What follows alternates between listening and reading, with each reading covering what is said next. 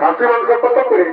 800 টাকা। বাবা বাবা, আমি কি জীবনে কমো নাই খেলো কি রে? আমরা পড়া জীবনে কি কমো নাই কাটে? শুনে নাকি আমরা পড়া জীবনে সব দিন 700 টাকা করে দেই, আপনার খাসি করে দামটা হয়ে গেল নাকি?